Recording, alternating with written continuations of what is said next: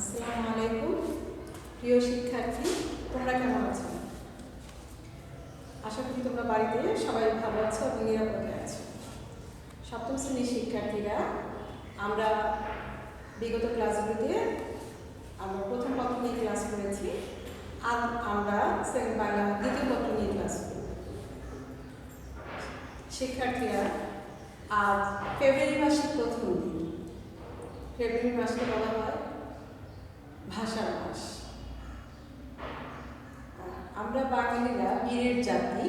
পৃথিবীর ইতিহাসে খুব কম জাতি আছে যারা বিরল, যে ভাষার জন্য যারা যুদ্ধ করেছে। আমাদের রয়েছে সেই ঐতিহ্যপূর্ণ বীরগাথা। সেই ভাষার মাসে আজকে আমরা ভাষা নিয়ে পড়ব। নিশ্চয়ই আশা করি সবাই বুঝতে পেরেছ, আজকে পাঠ হচ্ছে ভাষা। আসলে ভাষাহীন জাতি যদি তার নিজস্ব ভাষা না থাকে, তাহলে কি হয়ে যায়? বর্ণহীন গন্ধহীন ফুল যেরকম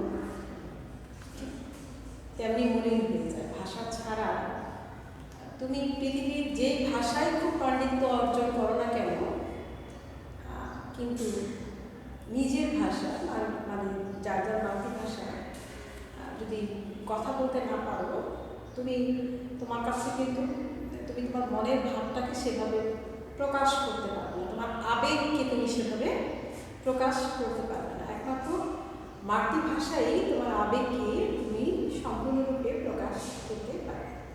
আজকে আমরা সে ভাষা নিয়ে পড়ব। তো ভাষা হচ্ছে মূলত যে, দেখো, ভাষা হচ্ছে যে আমাদের অর্থবোধক শব্দের দ্বারা যে সমস্ত মানে মনের ভাবকে সম্পূর্ণরূপে প্রকাশ করে থাকে, সেই ধরনের ব্যাপার হচ্ছে কি ভাষা। আরেকটু সহজ করে বলি, কণ্ঠনিঃসৃত অর্থবহ ধ্বনি সমষ্টি ভাষা। কি বলেছি? কণ্ঠনিঃসৃত অর্থবহ ধ্বনি সমষ্টি হচ্ছে ভাষা।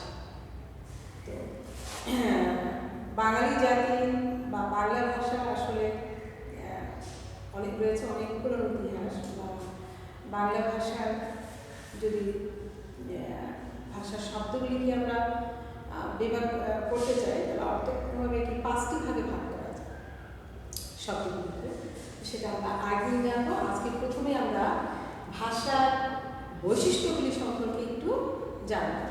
সবাই বোর্ডের দিকে একটু লক্ষ্য করো। বোর্ড দেখো, ভাষার বৈশিষ্ট্য। কণ্ঠনিঃসৃত ধ্বনির সাহায্যে গঠিত। আমরা জানবো যে ভাষাটা কি বলেছি, যে কণ্ঠনিঃসৃত ধ্বনির সাহায্যে গঠিত। মানে আমরা আমাদের বাকযন্ত্রের সাহায্যে যে সমস্ত ধ্বনি বা শব্দ ব্যবহার করি, সেটার সাথে কিন্তু ভাষা, সেই কণ্ঠনিঃসৃত ধ্বনির সাহায্যে কিন্তু আমরা ভাষাটাকে ব্যবহার করি। কণ্ঠ নিঃসৃত ধ্বনির সাহায্যে মানুষ শিশু যখন জন্মগ্রহণ করে, তখন সে কি থাকে? তখন সে থাকে মাত্র ইন্দ্রিয় সদস্য, মানে তার নাক, কান, চোখ, মুখ ইন্দ্রিয়গুলি থাকে। পরবর্তীতে তার পরিবেশ পরিস্থিতির সাথে কি করে, সে অভিযোজনের মাধ্যমে শিক্ষা গ্রহণ করতে থাকে। তা প্রথম যে মানব শিশু যে জিনিসটি করে, সেটা হলো ভাষা শিক্ষা। দেখবে একটি 6 মাসের শিশু সে কি করে, আ, উ এ ধরনের ধ্বনি ব্যবহার করে থাকে। যদিও এই সমস্ত ধ্বনির কোনো মিনিংলেস, মানে এর কোনো অর্থ থাকে না। মূলত সে এই ধ্বনিগুলির সাহায্যে ভাষা শিক্ষা, তার পরিবার, তার পরিবেশ থেকে ভাষা শিক্ষার চেষ্টা করে থাকে। দেখো কি বলেছি, আগে বলেছি যে ভাষা হচ্ছে কণ্ঠনিঃসৃত অর্থবহ ধ্বনি সমষ্টি হলো ভাষা। ভাষার প্রথম বৈশিষ্ট্য হচ্ছে ভাষা কণ্ঠনিঃসৃত ধ্বনির সাহায্যে গঠিত।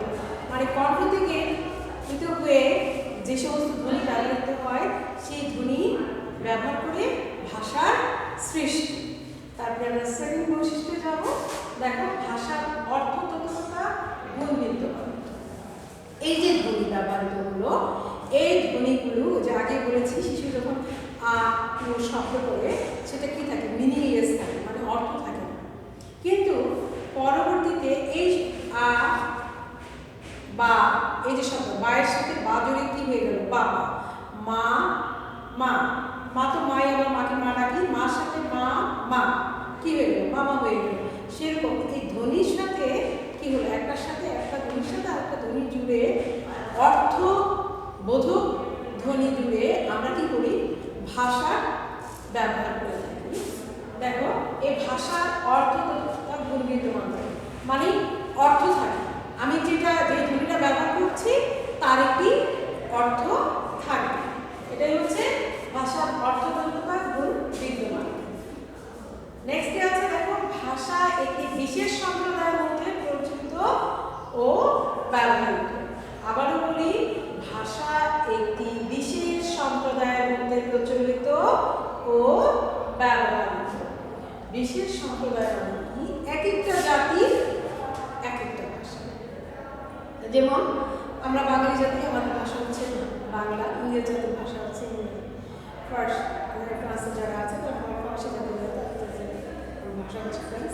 এরকম এক একটি জাতির ভাষা এক এক, মানে একটি সম্প্রদায়ের জন্য একটি ভাষা ব্যবহৃত হয়।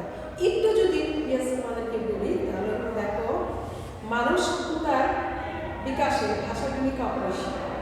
আদিকালে যখন মানুষ গুহাবাসী, বন্য ও অসভ্য ছিল, তখন মানুষের নিজেদের মধ্যে তাদের ভাবের আদান প্রদান করত। তখন তাদের ভাব বিনিময়ের মাধ্যম ছিল ইশারা, ইঙ্গিত, অঙ্গভঙ্গি, এবং অনেক সময় কি ছিল, অঙ্গভঙ্গির ব্যবহার, নাচ, চিত্র এঁকে বিভিন্নভাবে তারা তাদের ভাব বিনিময় করত। তার মানে কি, মানুষ যখন গুহাবাসী ছিল, মানে সমাজ সৃষ্টির আগে মানুষ কি করত, তাদের ভাবের আদান প্রদান করার জন্য, মানে আমার মনের কথাটা আমি আরেকজনকে বোঝানোর জন্য তারা কোনো তারা ইশারা ইঙ্গিতের মাধ্যমে তারা একজনকে আরেকজনকে বোঝাতে চেষ্টা করতো তার মনের ভাবটা। কেউ কেউ আবার অঙ্গ প্রত্যঙ্গের, আমরা যেটাকে বলি বডি ল্যাঙ্গুয়েজ, ওই অঙ্গ প্রত্যঙ্গের ব্যবহার করে সে ভাষার ব্যবহার করত, মানে তার মনের ভাবটাকে, ভাষাটা তো এখন বলতো না, মনের ভাবটাকে সে প্রকাশ করত। আবার নাচ, সেটাও অনেক বডি ল্যাঙ্গুয়েজ, নৃত্যের মাধ্যমে তাকে চিত্র এঁকে, নকশা এঁকে, এগুলি এঁকে সে কী করতো, চিত্র দিয়ে বোঝাতো যে মানে সে কী বোঝাতে চাচ্ছে, সে কী চাচ্ছে, তার মনের আশাটাকে, মনের যে ভাব সেটাকে সে প্রকাশ করতো। পরবর্তীতে সৃষ্টির প্রথম যুগে সভ্যতার সমানের প্রথম পদক্ষেপ হলো সংঘবদ্ধ হয়ে কাজ করা। মানুষ কিন্তু জন্মগতভাবেই হচ্ছে একটি গোষ্ঠীবদ্ধ বা দলগত প্রাণী। মানসিক স্বভাব অনেক প্রাণীর মধ্যেও লক্ষ্য করা যায়, হাতি দলবদ্ধ থাকতে পছন্দ থাকে, পিঁপড়ারা দলবেঁধে কাজ করে, মানুষও কিন্তু দলবেঁধে থাকতে পারে। এই দলবদ্ধ চিন্তা চেতনা থেকেই মানুষ আস্তে প্রথমে গোষ্ঠী গঠন করলো, দল গঠন করলো, পরবর্তীতে সমাজ। এই সমাজ যখন মানুষের সৃষ্টি হলো, তখন মানুষ কী করলো, ইঙ্গিতের মাধ্যমে ভাবের আদান প্রদান করা যায়, এগুলির চাইতে তারা উন্নত চিন্তা, তার বুদ্ধিমত্তাকে কাজে লাগে, তার বুদ্ধিমত্তাকে তাদের নিরন্তর প্রচেষ্টা, বুদ্ধি ও সাধনার মাধ্যমে কার্যক্রমে মানুষ এই যে ধ্বনির, এই যে মুখ দিয়ে তারা বিভিন্ন, যখন সে আকার ইঙ্গিতে বডি ল্যাঙ্গুয়েজের মাধ্যমে বোঝাতে পারছে না, তখন সবাই আমরা বিরক্ত, এরকম একটা শব্দ করি না, কেউ বুঝতে না পারলে কোনো কিছু। তখন এই যে তারা প্রথম তার ধ্বনি ব্যবহার করে পরবর্তীতে সেই ধ্বনিগুলিকে তার বুদ্ধিমত্তা কাজে লাগিয়ে এক এক সম্প্রদায়, এক এক জাতি তার ধ্বনিগুলিকে, ধ্বনির অর্থ, এই ধ্বনির অর্থ এটা, এইভাবে নির্বাচন করে পরবর্তীতে তার প্রত্যেকটা জাতি কী করলো, ভাষার ব্যবহার শিখল, ভাষাকে ব্যবহার করলো। একটু আমাদের আজকে একটা পয়েন্ট ছিল, ভাষা একটি বিশেষ সম্প্রদায়ের মধ্যে প্রচলিত ব্যবহৃত, মানে যে সম্প্রদায় যেভাবে পেরেছে সে কী করেছে, তার ধ্বনির অর্থগুলি, ধ্বনির এক একটা ধ্বনির এক একটা অর্থ নির্বাচন করে তার বুদ্ধিমত্তাকে কাজে লাগিয়ে এক একটি সম্প্রদায় এক একটি ভাষার উদ্ভব করেছে। তাহলে ভাষা একটি বিশেষ সম্প্রদায়ের মধ্যে প্রচলিত ও ব্যবহৃত। এরপরে দেখো আমাদের চার, ভাষা মানুষের স্বেচ্ছাকৃত আচরণ ও অভ্যাসের সমস্যা। কি বলেছি? ভাষা মানুষের স্বেচ্ছাকৃত আচরণ ও অভ্যাসের সমস্যা। ওই যে আগে বলেছি যে প্রথম স্টেপ আগে কি বলেছিলাম, যে মানুষ কি করেছে, তার মনের ভাবকে প্রকাশ করার জন্য তার বুদ্ধিমত্তাকে কাজে লাগিয়ে ধীরে ধীরে সভ্যতার সোপানে যখন তারা পা দিয়েছে, তখন তাদের এই যে ইচ্ছা শক্তি, তাদের বুদ্ধিমত্তা, সকল কিছু জুড়ে তারা কি করেছে, নিজেদের ইচ্ছা অনুযায়ী এক একটা সম্প্রদায় কি করেছে, তাদের আচার আচরণ, তার পরিবেশ পরিমণ্ডল, সেই অনুযায়ী সেই এক একটা সম্প্রদায় এক একটা ভাষা সৃষ্টি করেছে। আগেই বলেছি যে ভাষা বিভিন্ন, আমরা বাঙালি যেমন বাংলা ভাষা, ইংরেজি ভাষায় কথা বলে, তো এরকম হিন্দি আরবি, যারা আরবি ভাষা করতে আরবি ভাষায় কথা বলে, এরকম এক একটা সম্প্রদায় এক একটা ভাষা জন্ম দিয়েছে। তা আমরা ভাষার বৈশিষ্ট্য সম্পর্কে জানলাম। তো এরপরে পরবর্তীতে আমরা জানবো হচ্ছে ভাষা রীতিগুলিকে সাধারণত দুইটি ভাগে ভাগ করা যায়। একটি হচ্ছে স্বাদরীতি, আর একটি হচ্ছে চলিত রীতি। আমি এখন তোমাদের সাথে কি করছি, যে ভাষায় কথা বলছি, এটা হচ্ছে চলিত ভাষা। আমরা সাধারণত যে কথা বলি তা কি করি, চলিত ভাষায় কথা বলি। চলিত ভাষার একটি অন্যতম বৈশিষ্ট্য হচ্ছে এটি কি একদম সবসময় পরিবর্তনশীল, সময়ের সাথে সাথে এটি কি হচ্ছে, সহজতর হচ্ছে, পরিবর্তিত হচ্ছে। আর সাধু ভাষা যেটা, সেটা হচ্ছে সাধারণত আগেই পূর্বে, এখন বই পুস্তকগুলিও সাধারণত দেখা যায় চলিত ভাষায় রচিত। বা সাধারণত চলিত ভাষাগুলি বই পুস্তকে বেশি ব্যবহৃত হয়। আবার কোনো কোনো ক্ষেত্রে, নাটকের ক্ষেত্রে, সেক্ষেত্রে সংলাপেও ব্যবহার হয়। তো আরেকটি সাধারণ চলিত ভাষার মধ্যে রয়েছে পার্থক্য রয়েছে। যেমন চলিত ভাষা, যে আমি এখন যে কথা বলছি যে ভাষায়, সেটা হচ্ছে সেখানে সর্বনাম ও ক্রিয়াপদের সংক্ষিপ্ত রূপ ব্যবহৃত। যেমন চলিত ভাষা হচ্ছে করিয়াছি, খাইয়াছি, গিয়াছি। আমরা সাধু ভাষা আছে করিয়াছি, খাইয়াছি, গিয়াছি। আর আমরা চলিত ভাষায় কি বলি, যে করেছি, খেয়েছি, গিয়েছি। তাহলে এখানে কি হলো, কর্মপদের, চলিত ভাষায় কর্মপদের সংক্ষিপ্ত রূপটা ব্যবহৃত। আর সাধু ভাষা কি করে, এটা সাধু ভাষায় এই ক্রিয়াপদের দীর্ঘ রূপটা ব্যবহৃত হয়। যেমন আবারও বলি, চলিত ভাষায় ক্রিয়াপদের সংক্ষিপ্ত রূপটা ব্যবহৃত হয়। যেমন করেছি, খেয়েছি, গিয়েছি। আর আমাদের সাধু ভাষায় ক্রিয়াপদের দীর্ঘ রূপটা ব্যবহৃত হয়। যেমন করিয়াছি, খাইয়াছি, গিয়েছি। ঠিক তেমনি সর্বনাম পদের ক্ষেত্রেও কি হয়, সাধু ভাষায় দীর্ঘ ব্যবহৃত হয় এবং চলিত ভাষায় সংক্ষিপ্ত রূপটা ব্যবহৃত হয়। যেমন তাহারা, সাধু ভাষা হলো তাহারা, আর চলিত ভাষা হচ্ছে তারা। কি হয়ে গেল, ছোট হয়ে গেল না? এখানেও কি হচ্ছে, সর্বনাম পদের চলিত ভাষার সংক্ষিপ্ত রূপটা ব্যবহার করছে, আর সাধু ভাষায় এর দীর্ঘ রূপটা ব্যবহৃত হচ্ছে। আর চলিত ভাষা সবসময় কি হচ্ছে, পরিবর্তনশীল, সময় প্রয়োজনে সবসময় সবাই পরিবর্তিত হচ্ছে চলিত ভাষা। আর সাধু ভাষা কি হচ্ছে, এটা তুলনামূলক কম পরিবর্তনশীল, পরিবর্তন হয়নি না। আর সাধু ভাষা হচ্ছে গুরুগম্ভীর, এটাকে একটু গুরুগম্ভীর ভাব সম্পন্ন, এবং এটা বুঝতেও অনেক সময় দেখা যায় যে গুরুগম্ভীর এই কারণে বলা হয় যে বোঝার ক্ষেত্রে এটা দেখা যায় যে একটু আমরা কি করি, আমার যেহেতু আমরা এটা প্রচলিত না, তাহলে আমরা কম বুঝতে পারি।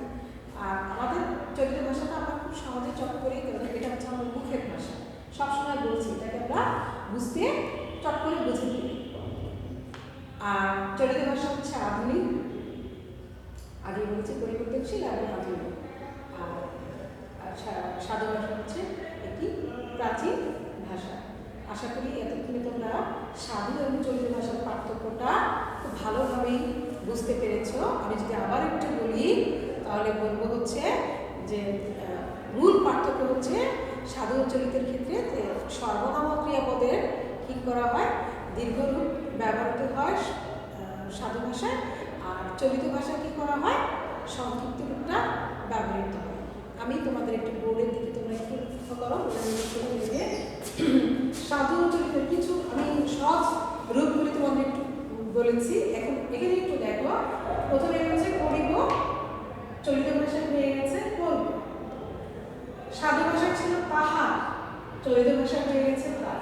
একটু অন্যরকম, ইহারা চলিত ভাষায় হয়েছে এরা, ইহারা চলিত ভাষায় হয়েছে এরা। উহা চলিত ভাষায় হয়েছে ও। এই চলিত ভাষায় হয়ে গেছে এ। সাধু ভাষা হলো ইহা, চলিত ভাষা হচ্ছে এটি। সাধু ভাষা হচ্ছে যাহা, এখানে হয়ে গেছে, চলিত ভাষা হচ্ছে যাহা। তাহলে আমরা যদি একটু বোর্ডের দিকে বলি তাহলে আমরা খুব সহজেই বুঝতে পারবো যে কি হয়ে গেছে, সাধু ভাষাটা আসলে চলিত ভাষায় যে আরো সহজতর হয়ে গেছে। আমরা কি বলি যে এখন তো সবকিছু স্মার্ট, সবকিছু সংক্ষিপ্ত, আমরা চারিদিকে যদি চারিপাশে আকাশা জিনিসপত্র সবকিছু কি হয়েছে, সংক্ষিপ্ত হয়ে গেছে সব। ঠিক চলিত ভাষার ক্ষেত্রেও তাই, ভাষাটা কি হয়ে গেছে, শর্ট হয়ে গেছে, সংক্ষিপ্ত হয়ে গেছে এবং সর্বাধিক সহজ হয়ে গেছে। প্রিয় শিক্ষার্থী, আমার মনে হয় তোমরা প্রত্যেকেই ভাষা কি, ভাষার বৈশিষ্ট্যগুলি কি এবং সাধু ও চলিত ভাষার পার্থক্যটা সবাই বুঝতে পেরেছে। বাড়িতে সবাই সাধু ও চলিত ভাষার পার্থক্যগুলি লিখবে এবং আমরা নিয়মিত তোমাদের যে অ্যাসাইনমেন্টগুলি দিচ্ছি সেগুলি মানে বাড়ির কাজ, যেগুলি নিয়মিত কাজ তোমাদের যেগুলি দেওয়া হচ্ছে সেগুলি তোমরা করবে এবং অবশ্যই তোমরা এগুলি জমা দেবে। এগুলি যেহেতু তোমাদের আমরা সব ক্লাস নিতে পারছি না, এগুলি মূল্যায়নের করেই কিন্তু তোমাদের মূল্যায়িত করে তোমাদের পরবর্তী যে পরীক্ষাগুলি সেগুলির ক্ষেত্রে এগুলি মূল্যায়ন করা হবে। তো বাড়িতে সবাই বাড়িতে থাকবে।